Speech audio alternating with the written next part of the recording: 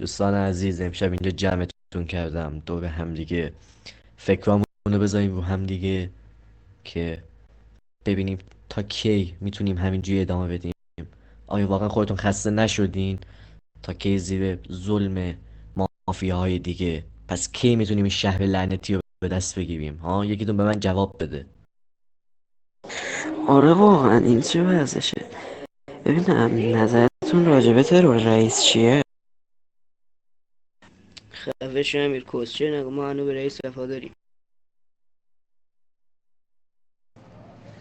صدرا برو با رئیس حرف بزن. شنیدم یه سری مدارک به دستش رسیده. برو تحقیق کن ببین چه چیزایی رسیده به دستش. حل میرم. اوکی رئیس اجازه است بیام داخل، کارتون دارم. بیا داخل. درود رئیس. بچه شکایت یه جی بهتون میگم معترضن که چرا ما چیز نمی کنیم. ما خلاصه مافیای ضعیفی هستیم. ما چه نقشه داری برای پیروزی در بین مافیای دیگر؟ یعنی چی؟ کی اعتراض کرده؟ این چه وضعشه؟ ما گفتم درست صبر کنید، یه نقشه خوب دارم، امشب عملیش میکنیم. همون نقشه که قبلا در موردش به درس دادم. 2 ساله که دارم در موردش پرونده جمع میکنم. بچه‌ها رو جمع کنم، شب میریم شهر رو تو دست میگیریم. اصلا نگران نباشید. حل رئیس. برو بچه‌ها رو آماده کن.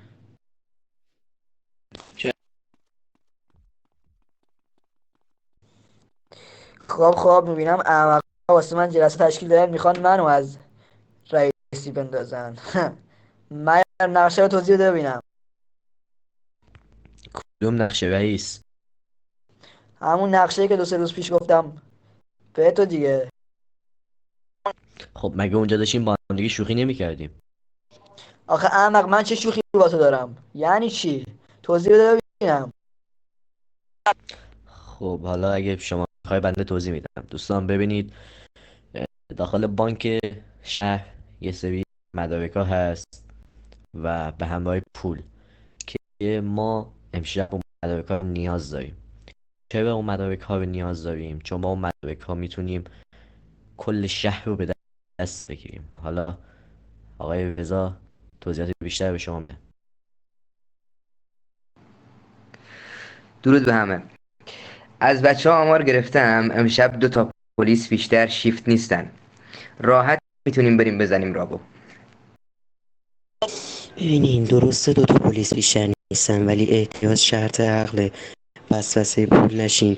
باید خیلی با احتیاط کار پیش ببریم، چون مدارک ممکنه همه چی رو عوض کنه. خب دوستان، منم توضیح آخرتو بهتون بدم. از جدیدترین اسلحه ها رو دیروز فکر کنم برامون بار زدن معیار. اونا رو آماده کنید، ماشین رو آماده کنید. امشب میخوام مثل همیشه حرفه‌ای بریم این بانک لعنتی رو بزنیم و کنترل کل مافیای شهر رو، کل شهر رو زیر دست خودمون بگیریم. فرداش هم محمد رضا، تو زحمت میکشی میری چیکار میکنی؟ میری کیو خف میکنی؟ برام میای رئیس جمهور رو خف میکنی. مرجان تو هم هر چی حرف هست ازش میکشی، سیکشو میزید میکشیدش. فهمیدید؟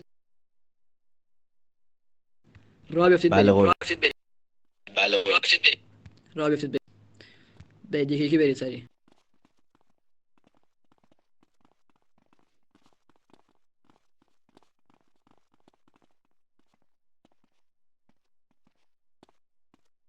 بچه سریع وقت نداریم. سریع معیار و صدرا، سریع ماشین پشت من بشین. مهدی و علی برید سلطان بشینید. محمد رضا بقیه‌تون هم تو این ماشین بشین، جلوی من بشین. سریع سریع سریع حرکتون. بدو.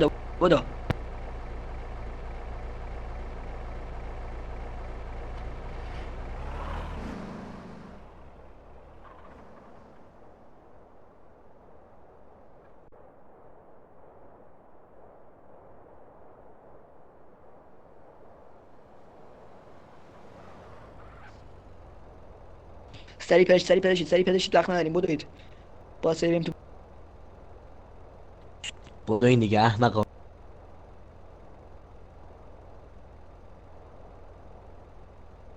بریزید داخل بود. سریع باشید احمقا، سریع بگردید، زود باشید. بچه ها در دارن معیار. من کابینه سمت راست دارم اینجا نیست، لعنتی نیستش. پیداش کردم ماهان پیدا. سریع بریم بیرون بدید. حواستون باشه بیرون برید، تک تک بیرون برید. یا علی